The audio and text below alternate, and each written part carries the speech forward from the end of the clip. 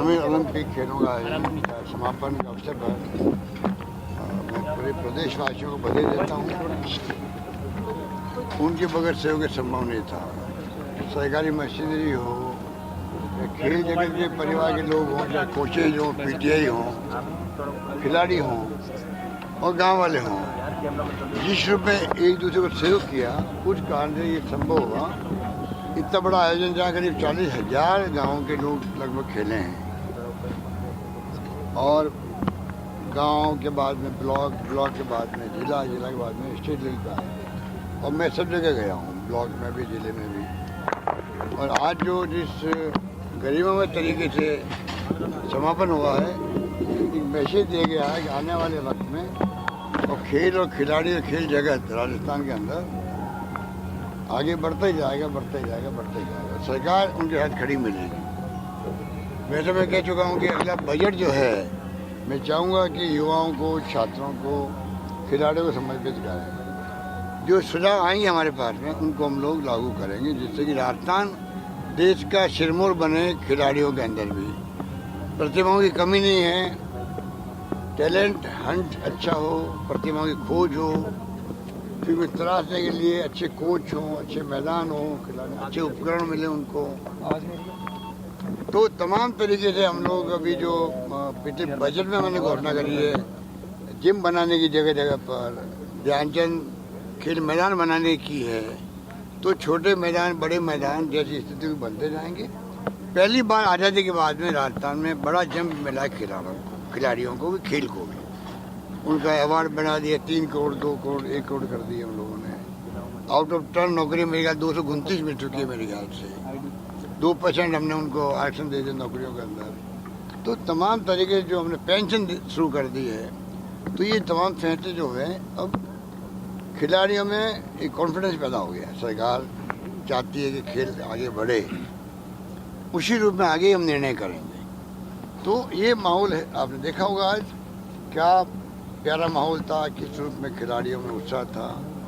अब ये कार्य आगे बढ़ता ही जाएगा। 26 जनवरी से राजीव गांधी शहरी ओलंपिक खेलों का आयोजन शुरू होगा और 1 महीने में, वो मैं समझता हूँ 15-20 दिन, 1 महीना जो लगेगा। शहरों में तो नज़दीक एरिया होते हैं, तो वो पूरा हो जाएगा। 15 दिन में हम पूरा कर देंगे उसको भी, और अच्छे ढंग से वो आयोजन। सर खड़गे साहब अध्यक्ष बन गए। खड़गे साहब एक पॉलिटिकल क्वेश्चन है सर कि खड़गे साहब अध्यक्ष बने, लेकिन बीजेपी कह रहे हैं वो रबड़ स्टैंप है। बीजेपी को कहो अपना घर संभाले, अपना घर संभाले, ज़्यादा पंचायती करना छोड़ दे। कांग्रेस की पंचायती नहीं करे वो, उनकी इतनी हैसियत नहीं है कि वो पंचायत करने के लायक भी हैं।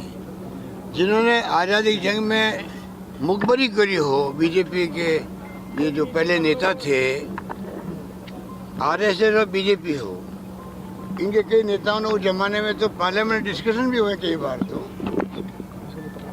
कई लोग ऐसे थे उस जमाने में जो कि मुखबरी करते थे अंग्रेजों की, भाग लिया नहीं फ्रीडम मूवमेंट के अंदर।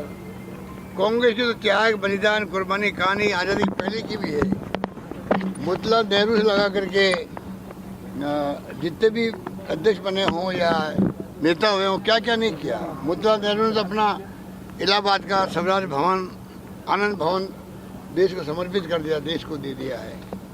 किसकी बात, इनको शर्म भी नहीं आती है कि आप किसकी बात करते हो। ये नए नए लड़के आगे वो समझते नहीं है कि इनको पहले को इतिहास पढ़े, फिर बोलना सीखे, तो कम से कम उनकी खुद की इमेज खराब नहीं हो। वरना जब इतिहास पढ़ने वाले लोग हैं वो उनकी हंसी उड़ाते हैं, इनको कोई ज्ञान तो है नहीं। रबर स्टैम्प हो जाएंगे। क्या हो जाएंगे रबर स्टैम्प? कल सोनिया गांधी जी खुद उनके घर गई है। खड़गे साहब इच्छा थी कि मैं जाऊँ उनके यहाँ पर। जिसे 24 साल तक कांग्रेस की सेवा करी है, कांग्रेस एकजुट रखा है, 2 बार सरकार बनाई है यूपीए की, अधिकांश राज्यों में सरकारें बनवाई उन्होंने राज्यों की। और एक आज रेस्पेक्ट कमांड करने वाले देश में कोई नेता है तो वो सोनिया गांधी है, जिसे प्रधानमंत्री पद भी छोड़ दिया। प्रधानमंत्री बना है अलग बात है, पर रेस्पेक्ट कमांड करना दूसरी बात है। सोनिया गांधी रेस्पेक्ट कमांड कर रही है, उनका नहीं वो नहीं आएंगे, मैं जाऊंगी। वो खुद आई वहाँ पर, हम लोग वहीं मौजूद थे। तो एक तरफ तो ये परंपरा कांग्रेस की है जो संविधान की आत्मा को साथ लेके चल रही है। लोकतंत्र के लिए जान दे दी अपनी, देश को एक रखने के लिए, अखंड रखने के लिए। इंदिरा गांधी जी शहीद हो गए, भाई क्या पड़ा था उनको मालूम था मेरी जान जा सकती है, फिर भी वो तमाम फैसले किए, आखिर जान चली गई, सीना छन नहीं हो गया उनका। राजीव गांधी शहीद हो गए, इनको पूरे तुम्हारा त्याग किया हुआ है, तुम्हारा कोई बलिदान नहीं किया आज़ादी के पहले या बाद में। 70 साल में कुछ नहीं हुआ। इससे बड़ा झूठ तो मैं समझता हूँ इतिहास में कोई नहीं होगा कि 70 साल में कुछ नहीं हुआ की बात करते हैं लोग। और जो कुछ हुआ 70 साल में हुआ है, उसी के आधार पर आप दुनिया में जा रहे हो, देश में घूम रहे हो। क्या देश था आज़ादी के वक्त में? सुई नहीं बनती थी यहाँ पर। अब नई पीढ़ी को मालूम नहीं बातें, उसको गुमराह कर रहे लोग। सत्ता में आने के बाद में बड़ा दिल रखना चाहिए, नई पीढ़ी को समझाना चाहिए, अच्छी बात बताना चाहिए, अच्छे संस्कार पैदा करना चाहिए उनके अंदर, अच्छी परंपरा बनानी चाहिए, जिससे कि वो आने वाले पीढ़ी के जब वो करता बने अगली पीढ़ी के, वो अगली पीढ़ी को अच्छी बातें बता सके। ये उल्टा चल रहे हैं, ये आज वर्तमान पीढ़ी को बिगाड़ रहे हैं लोग, धर्म के नाम पर, जाति के नाम पर बर्बाद कर रहे हैं लोग। मुझे चिंता लगी हुई है आज पूरे मुल्क के गलियों के अंदर, गलियों में कह रहा हूँ आपको, वहाँ टेंशन है। जहाँ जिस धर्म के लोग कम संख्या में हैं, हर वक्त उनकी नींद हराम रहती है, पता नहीं क्या कल हो जाए, रात को दंगा बढ़ेगा, मेरा क्या होगा। क्या अच्छी बात है ये? आज प्यार, मोहब्बत, भाईचारा, सद्भावना रहना चाहिए देश के अंदर, हिंसा का कोई स्थान नहीं होना चाहिए।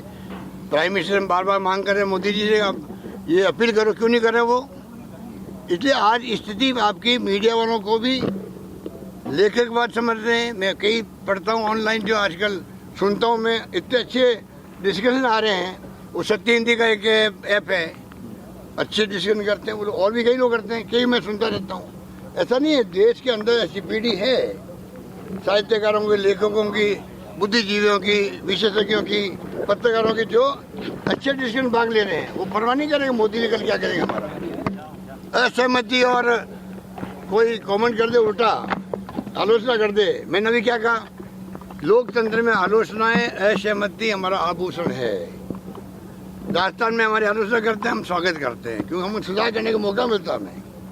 मोदी जी हमेशा अगर सुनेंगे नहीं आलोचना, महंगाई बढ़ती जाएगी, बेरोजगारी बढ़ती जाएगी, तनाव बढ़ता जाएगा, हिंसा बढ़ती जाएगी। अगर आप सुनोगे नहीं, रेस्पेक्ट नहीं करोगे आलोचनाओं का, आप उसमें सुधार क्या करोगे? हाँ, अगर आपकी नीति है हमें सुधार करने नहीं, हमें तो ये हिंसा होने दो, ऐसे में दिवस कर दो, जेल में डालने दो। कितने पत्रकार जेल में बंद है आज? आंकड़े प्रस्तुत करे भारत सरकार, कितने लेखक बंद है? क्या उनका कसूर है? 2-2 साल से बंद रहते हैं वो लोग। हालात बड़े गंभीर है देश के अंदर, इसको समझना पड़ेगा आपको, हम सबको। सर, इस्तीफा स्वीकार करने की मांग को लेकर बीजेपी वाले स्पीकर, इस्तीफे स्वीकार करने की मांग को लेकर बीजेपी वाले स्पीकर जोशी जी के पास गए। आप कह रहे हैं हाई कोर्ट भी जाएंगे, सुप्रीम कोर्ट भी जाएंगे। ये भाई वो तो उनका काम है कहने का, और स्पीकर साहब का काम है कि वो जो प्रक्रिया होती है उसके आधार पर वो चलेंगे। इसमें हम तो पिक्चर में नहीं है ना। सर, हिमाचल के चुनाव में राजस्थान को भी घसीटा जा रहा है सर, राजस्थान को बदनाम किस पे आप लगेंगे? मैंने कल भी ट्वीट किया है कि मुख्यमंत्री हिमाचल ने झूठ बोला है, क्योंकि उनके भीतर बड़ा दबाव है, वहाँ के कर्मचारी ने इश्यू बना रखा है। राजस्थान की तरह ओपीएस लागू करो हिमाचल के अंदर, ये इश्यू चला रहा। जब से हमने लागू किया तब इश्यू है। उनकी मेरी बात भी हुई थी उनसे। हिमाचल मुख्यमंत्री ठाकुर साहब, उनसे मेरी चर्चा भी हुई। प्रधानमंत्री नरेंद्र मोदी जी की उपस्थिति में चर्चा हुई, मेरी उनकी उपस्थिति में चर्चा हुई। ठीक है, मैंने उनको समझाया कि आप इसको एग्जामिन करो। मैंने प्रधानमंत्री जी को भी कहा है, ये मानवीय दृष्टिकोण है, एक सुरक्षित नहीं रहेगा, सुरक्षा का भाव नहीं रहेगा उसके अंदर, तो 35 साल तक। कल तो मैंने एक आर्टिकल पढ़ा है, ये करप्शन जो बढ़ा है देश के अंदर, पूरे कारण ये भी है, एनपीएस भी है। वो आदमी सुरक्षित नहीं है, जम के करप्शन करना चाहता है। एक आर्टिकल को आया था, मेरा कोई कमेंट नहीं उसके अंदर, पर जो एक आर्टिकल मैंने पढ़ा कि करप्शन बनने का एक कारण ये भी हो गया है कि मालूम नहीं रिटायरमेंट के बाद में मुझे कितना पैसा मिलेगा। शेयर मार्केट के आधार पर जोड़ दिया उसको, शेयर मार्केट डाउन हो गया तो पेंशन कम हो गई। तो सुरक्षित रहे कर्मचारी कि मैं रिटायरमेंट के बाद में मेरी सुरक्षा पूरी गवर्नमेंट करेगी पेंशन के माध्यम से। वो हमने काम किया उनके लिए, पूरी मांग भी नहीं की थी मुझसे। तो मैं दावे के साथ कह सकता हूँ, किसी भी संगठन ने राजस्थान में मुझसे मांग नहीं करी कि ओपीएस लागू करो। उसके बावजूद मैंने खुद आगे बढ़ करके मैंने ये फैसला किया है, बजट पेश किया है। सर, बीजेपी का कहना है कि स्पोर्ट्स का पॉलिटिकल माइलेज की कोशिश कर रही है कांग्रेस सरकार, इसलिए इस तरह के खेलों का आयोजन कराया जा रहा है। तो हमको साधु संत है क्या? हम साधु हैं क्या? अगर कोई मान लो अच्छा काम करते हैं तो उसमें अगर माइलेज मिलना ही चाहिए ना। अगले चुनाव के लिए अरे भाई, हम तो चाहते हैं कि अगला चुनाव जीत के रिपीट करे। अगर हम कार्यक्रम करते, अच्छे कार्यक्रम करते, अच्छे फैसले करते हैं, अच्छे जब वो ओलंपिक, ये ग्रामीण ओलंपिक हो या कोई भी हो, कल दवाइयों की स्कीम लागू की, वो कल कह देंगे आप चुनाव जीतने के लिए करी, तो ये कहने वाले कहते रहेंगे। तो हम जो फैसले कर रहे हैं अल्टीमेटली तो यही है ना, गुड गवर्नेंस दे, हम लोग अच्छे फैसले करें जिससे कि अगली बार हमें रिपीट करने के चांस बढ़ जाए हमारे। ये तो मानव भाव होते ही होता ना। उनको कौन मना कर रहा है? वो केंद्र में सरकार में है, अच्छे फैसले हमारी तरह करें। बल्कि मैं कहना चाहूँगा जो हमारे फैसले एक तरफा है, कंट्री में सिर्फ राजस्थान में किए हुए हैं, उड़ान योजना हो, ग्रामीण ओलंपिक खेलों का हो आयोजन, राजीव गांधी नाम बदल दो भाई, नरेंद्र मोदी ग्रामीण ओलंपिक कर दो, कोई दिक्कत नहीं हम तो, पर होना चाहिए। मेरा मतलब ये उसी रूप में जो इसकी मैंने बनाई है, चिरंजीवी योजना हमारी हिंदुस्तान में कहीं नहीं, 10 लाख का बीमा, ऑर्गन ट्रांसप्लांट फ्री 15-20 लाख लोगों भले उसमें, 5 लाख का बीमा ऑक्सीजन का उसके साथ में, मोबाइल फ़ोन दे रहे हम 1 करोड़ 35 लाख महिलाओं को, सशक्तिकरण होगा महिलाओं का, पूरा परिवार का। गरीब आदमी का मोबाइल फ़ोन की बात करता है बेचारा, ऑफलाइन पढ़ाई वो नहीं कर पाया उस वक्त में। तो हमारे फैसले ऐतिहासिक हैं। वो तमाम फैसले जो हैं वो मोदी जी को चाहिए कि वो स्टडी करवाए राजस्थान को।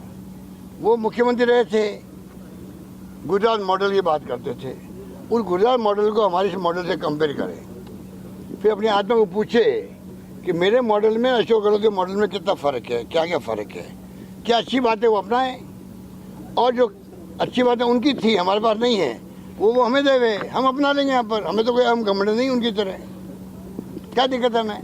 हम तो विश्वास करते हैं क्या मतलब एक एक पल जिंदगी का, अगर हमें चांस दिया प्रदेशवासियों ने मुख्यमंत्री के रूप में काम करने का, जिंदगी के एक एक पल गरीब के लिए, आम आदमी के लिए बिताएं, अच्छे फैसले करें, राजस्थान में विकास हो, ये हमारा सपना है।